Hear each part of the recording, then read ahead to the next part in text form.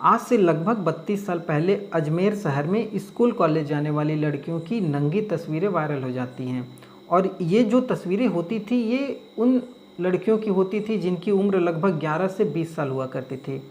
और ये जब नंगी तस्वीरें लोगों के पास हाथों हाथ पहुंचने लगी तो हर कोई इस खबर के बारे में, इस तस्वीर के बारे में जानने की कोशिश करता है कि आखिर ये तस्वीरें निकल कहाँ से रही हैं।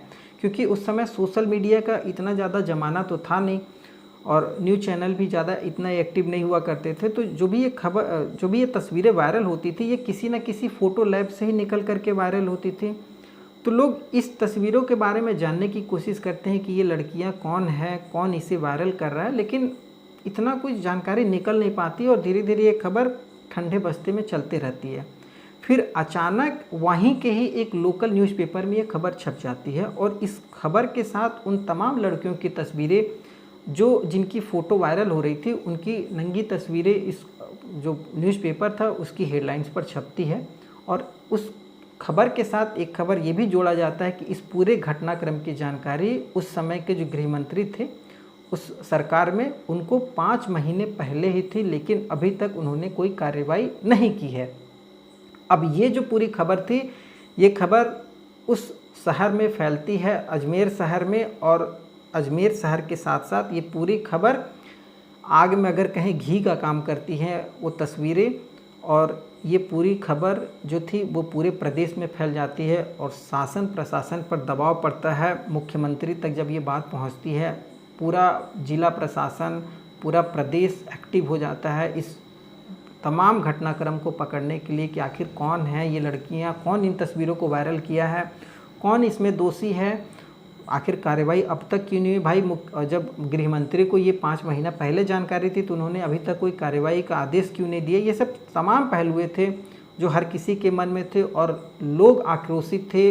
लोगों का भारी ज़्यादा दबाव था प्रशासन के ऊपर, सरकार के ऊपर, और सरकार इसके लिए कार्रवाई का आदेश देती है। और जब आदेश देती है और ये पूरी कार्रवाई ख़त्म होते होते आज 32 साल का समय बीत जाता है। और ये 32 साल उन तमाम पीड़िताओं के लिए एक, आप कह सकते हैं, दुख भरी ज़िंदगी होती है जो उन्हें पल पल काटनी पड़ती है। और आज उन तमाम महिलाओं को अदालत के फ़ैसले से राहत मिली होगी। उनके दुख को कम नहीं किया जा सकता, लेकिन राहत तो ज़रूर मिली होगी।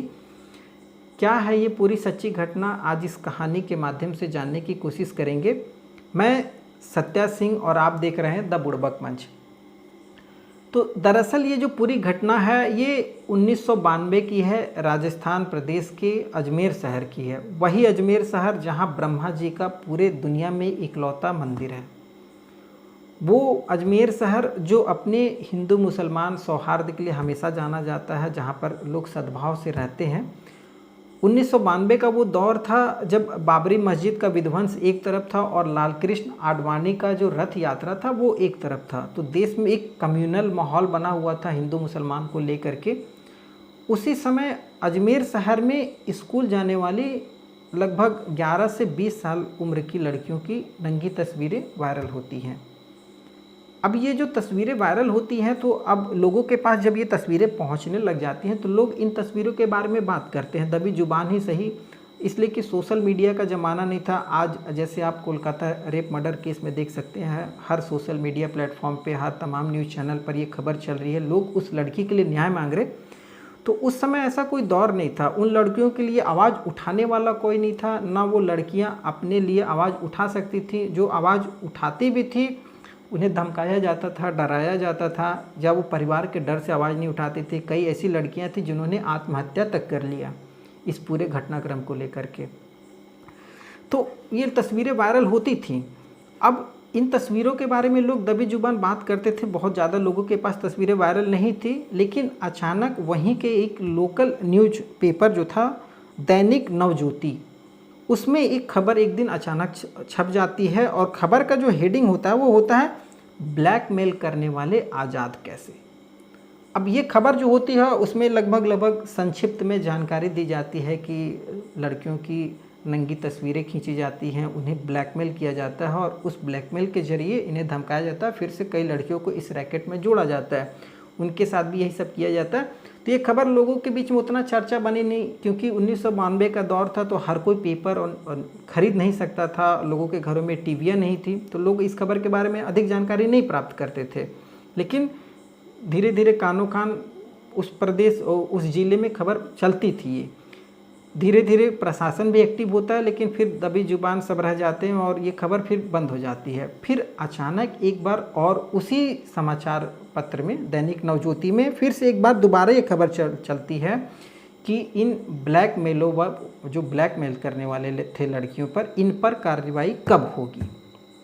अब इस खबर की हेडलाइंस थी और इस खबर के साथ उन तमाम लड़कियां जो भी इस पूरे रैकेट में पीड़ित थी, उनकी नंगी तस्वीरें उस अखबार में, और उस अखबार में एक जगह ये भी लिखा जाता है कि उस समय के जो तत्कालीन गृह मंत्री थे दिग्विजय सिंह, वो उनको इस केस के बारे में जानकारी 5 महीना पहले दे दी गई थी, लेकिन उन्होंने कोई कार्रवाई करने का आदेश नहीं दिया। अब ये जो पूरी खबर फैलती है और तस्वीरों के साथ, तो लोगों को बहुत ज़्यादा आकर्षित करती है। लोग इस खबर के बारे में जानने की कोशिश करते हैं, दबी जुबान सही सब एक दूसरे से शेयर करते हैं और बातें होने लग जाती हैं, और ये जब बातें बढ़ती हैं तो पूरे प्रदेश में फैल जाती हैं। पूरे राजस्थान में ये खबर चर्चा का विषय बन जाता है और लोगों में एक आक्रोश भर जाता है। और खबर की जो हेडलाइंस वगैरह थी, जो खबरें फैली थी, उसमें बताया गया था कि जो रईस मुसलमानों के द्वारा हिंदू लड़कियों का ये बलात्कार किया गया है, शोषण किया गया है। अब ये फिर कम्युनल का माहौल एक तरीके से बन जाता है, और अब इसमें होता ये है कि अब प्रशासन पर दबाव पड़ जाता है। प्रशासन पर दबाव पड़ता है तो प्रशासन जिला पुलिस पर दबाव डालती है, जिला पुलिस पर कार्रवाई करने का आदेश देती है। अब जिला पुलिस अपने तरीके से कार्रवाई करती है, कार्रवाई उतनी अच्छी तरीके से नहीं हो पाती है, क्योंकि जब जिला पुलिस कार्रवाई कर रही होती है तो इसमें होता ये है कि अब जितने भी आरोपी थे वो बहुत बड़े बड़े पदों पर पहुँचे हुए लोग थे, तो अब उनके खिलाफ़ कार्रवाई करना, और वैसी भी लड़कियां थी जिनके फैमिली बैकग्राउंड बहुत ज़्यादा हाई प्रोफाइल थे, तो उन पर भी कार्रवाई करना मतलब बहुत असमंजस था पुलिस के लिए भी। तो पुलिस जो थी इस पूरे मामले को निपटाने के चक्कर में लग जाती है, और पुलिस रिपोर्ट बना देती है कि जो 3-4 लड़कियां जिनकी तस्वीरें न्यूज़पेपर में आई थी, ये खुद से ही चरित्रहीन हैं, और पुलिस उन लड़कियों को ही दोषी दे करके इस मामले को रफा दफा करने की कोशिश करती है। लेकिन मामला इतना ज़्यादा तूल पकड़ चुका था, इतना ज़्यादा आगे बढ़ चुका था कि अब जो उस समय के तत्कालीन मुख्यमंत्री थे भैरव सिंह शेखावत, बीजेपी की सरकार थी, उन पर भी बहुत ज़्यादा दबाव आया।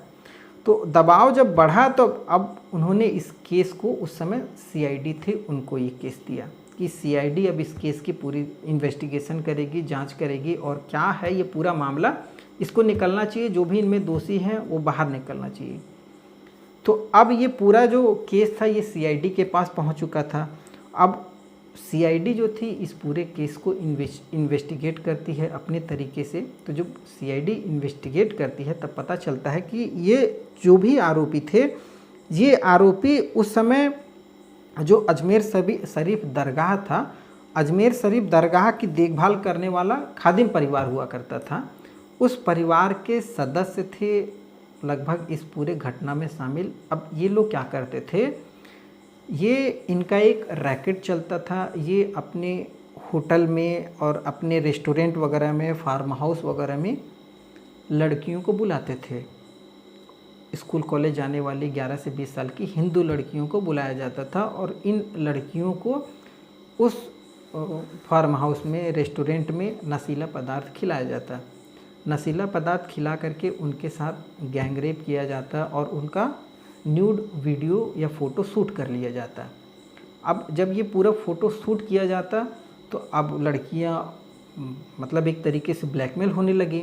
अब उन लड़कियों को इस फ़ोटो वीडियो के ज़रिए दूसरी लड़कियों को भी बुलवाया जाता, और भी जो उनकी दोस्त होती या कोई भी उनका फ्रेंड वगैरह होता, उनको भी इस वीडियो के ज़रिए बुलाया जाता है कि तुम और भी नई लड़कियां लेकर के आओ, नहीं तो तुम्हारा फ़ोटो या वीडियो वायरल कर देंगे। अब वो लड़कियां भी इससे नई लड़कियों को जोड़ देती। अब इससे एक पूरा रैकेट चलने लगा। काफ़ी ज़्यादा लड़कियां जो इस पूरे ब्लैकमेल का शिकार हो गई। लगभग ऐसा बताया जाता है कि 250 से भी अधिक लड़कियां थी जो इस पूरे रैकेट के जाल में फंस चुकी थी। अब होता ये था कि जब भी ये फ़ोटो या वीडियो खींचते, ये पूरे जो गिरोह के सदस्य थे, ये फ़ोटो वीडियो खींचते तो ये एक लैब पर लेकर के जाते और वहाँ पर उस नेगेटिव होता था उस समय, फ़ोटो जब भी खींचते थे तो नेगेटिव बनता था, तो उस नेगेटिव को लेकर के जाते और एक लैब पर वहाँ पर इस नेगेटिव से फ़ोटो बनवाते थे। वो जो लैब था वो पुरुषोत्तम उर्फ बबना रील करके उस समय नाम हुआ करता था। उस स्टूडियो में जाते और वहाँ से ये फ़ोटो साफ़ करवाते। अब जो स्टूडियो में फ़ोटो साफ़ करने वाला था उसके दिमाग में ये चीज़ आया कि यार हिंदू लड़कियों के साथ इस तरीके से किया जा रहा है, इसको हमें भेद खोलना पड़ेगा। तो वो क्या काम करता है कि उस फ़ोटो को ले जा कर के धीरे धीरे उन तमाम ऐसे लोगों को देता है जो इस केस को उठा सके, क्योंकि उस समय ऐसा कोई साधन नहीं था कि आप अपनी आवाज़ आज ट्विटर पे, फेसबुक पे बता सकते हैं। उस समय ऐसा कोई प्लेटफॉर्म नहीं था, और अगर आप ज़्यादा उस समय मतलब इन सब चीज़ों को लेकर के करेंगे तो आप पे ही सारा दोष मढ़ा जाएगा। और क्योंकि जो लोग थे जो आपके अगेंस्ट हैं वो इतना ज़्यादा पावरफुल हैं कि आप उनके सामने नहीं टिक सकते थे। तो वो कुछ ऐसे लोगों के पास ये तस्वीरें लेकर के जाते हैं, और ये जो तस्वीरें होती हैं वो तस्वीरें उन्हीं लोगों के द्वारा ये दैनिक जो नवज्योति होती है अखबार, इसके पास ये पूरी खबर पहुंच जाती है। और ये खबर जब दैनिक नवज्योति में पहुंचती है तब पूरे प्रदेश को ये खबर की जानकारी हुई।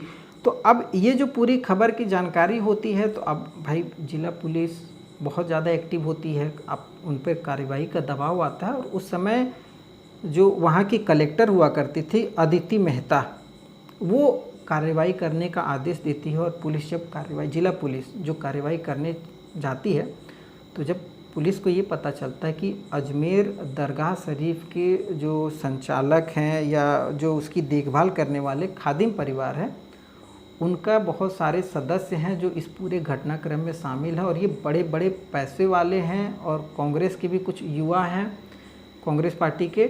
अब जब ये सब सारी चीज़ें उनको पता चलती है तो वो थोड़ा डर सहम जाते हैं कि अब भाई पहले सबूत इकट्ठा किया जाए तब जा कर के उनके गिरबार पर हाथ डाला जाए। अब सबूत इकट्ठा करने के लिए उन तमाम लड़कियों का गवाही करना ज़रूरी था। अब उन लड़कियों के पास जब भी ये जाते तो लड़कियां ना मतलब अपने परिवार के, अपने खुद के डर की वजह से अपना बयान नहीं देती थी कि समाज में बदनामी होगी, और बहुत सारी तमाम चीज़ें थी। और जब ये फ़ोटो वायरल हुआ था तो उस समय ऐसा कहा जाता है कि बहुत सारी ऐसी लड़कियां थी जिन्होंने आत्महत्या तक कर ली अपने फ्यूचर को लेकर के। अपने इस तरीके के फ़ोटो वीडियो वायरल होने के चलते बहुत सारी लड़कियों ने आत्महत्या तक कर ली थी। बहुत ऐसे परिवार थे जो उस शहर को छोड़ करके किसी दूसरे ठिकाने में चले गए थे जहां पर उन्हें ना पहचाना जा सके। तो पुलिस अपनी कार्रवाई करती है तो लगभग 3-4 लड़कियां जो होती हैं ये गवाही देने के लिए तैयार हो जाती हैं। लेकिन अब पुलिस के सामने था एक तरफ इतना पावरफुल लोग और ये 3-4 लड़कियां, तो पुलिस भी सोचती है कि मामले को रफा दफा कर दिया जाए, और पुलिस उन्हीं लड़कियों को दोषी बना देती है जो गवाही देने के लिए तैयार होती है। पुलिस उन्हें ही चरित्रहीन और बहुत सारा चीज़ें कह करके मामला ठंडा करने की कोशिश करती है। लेकिन जब अखबार दोबारा ये खबर तस्वीरों के साथ जब छापा होता है तो ये मामला बहुत ज़्यादा बढ़ चुका था और बढ़ा, और सरकार पर भी दबाया तो सरकार ने सीआईडी का भी आदेश दिया। सीआईडी जब जांच वगैरह शुरू करती है तो सीआईडी को जांच में ये पता लगता है कि जो समय के पुलिस महानिरीक्षक थे वो एफआईआर तक दर्ज नहीं करते हैं। अब भाई सीआईडी जांच करेगी तो एफआईआर भी तो होनी चाहिए। आनन फानन में सफ़ेद पन्ना पर उनसे हस्ताक्षर लेकर के केस करवाया जाता है, और फिर जब सीआईडी जांच करती है तब बहुत सारे दोषी निकल कर के आते हैं। लगभग इसमें 18 दोषी हैं जो उन लड़कियों का यौन शोषण करते थे, उनका फ़ोटो खींच करके और ऐसे जगहों पर ब्लैकमेलिंग करते थे जिससे और लड़कियों को जोड़ा जाए। तो लगभग 18 दोषी थे, जो 18 दोषियों को लगभग सज़ा देना था, और जिनमें से लगभग 9 लोगों को सज़ा दिया जा चुका है। 9 लोगों को सज़ा दिया जा चुका था, और लगभग बहुत सारे ऐसे लोग थे जो थोड़ा पावरफुल थे, और लगभग एक लोग तो भाग ही गया है। एक जो था वो दूसरे केस में मुजरिम है, और एक जिसने आत्महत्या कर ली।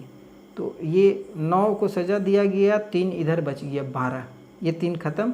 9 3 12, बचा 6 लोग। ये 6 लोगों को आज जो फास्ट ट्रैक कोर्ट था उसने आज सज़ा दी है। इन लोगों को आजीवन कारावास की और 5-5 लाख रुपया हर्जाना दिया है। अब इसमें जो मुजरिम थे उन लोगों के नाम मैं आपको एक बार बता दूं। इस मामले में नफीस चिश्ती, सलीम चिश्ती, सोहेल गनी, जमील चिश्ती, इकबाल भारी, टार्जन, ये लगभग लोग थे जिनको पहले सज़ा मिल चुका है। और अनवर चिश्ती, फारूक चिश्ती जो था इसमें सबसे बड़ा मुख्य आरोपी था और ये अपने आप को मेंटली पागल घोषित करके और इस केस से निकल चुका है फारूक चिश्ती। उसके बाद परवेज़ अंसारी, मोइनू इला उर्फ पुत्तन इलाहाबादी, और उसके बाद लल्ली हैं कैलाश सोनी, महेश लुधानी, सुमसू चिश्ती। ये इस तरीके के व्यक्ति थे जो इस पूरे घटनाक्रम में शामिल थे और इन लोगों को लगभग सज़ा मिल चुकी है कोर्ट के द्वारा। इस पूरे घटनाक्रम को सुनाने का उद्देश्य किसी को परेशान करना नहीं है, बस आपको इस खबर के, इस कहानी के माध्यम से इस पूरे घटनाक्रम की जानकारी देनी थी और आपको जागरूक करना है। क्योंकि आपके भी आसपास अगर कभी इस तरीके की कोई भी घटनाएं घटित हो रही हैं तो इसकी जानकारी आप समय रहते पुलिस प्रशासन या अन्य ऐसे अधिकारियों के पास पहुंचाएं जहां पर कार्रवाई की जा सके। समय रहते ही बचाव किया जा सकता है किसी भी होने वाले जुर्म से। कैसी लगी आपको ये कहानी बताइएगा ज़रूर।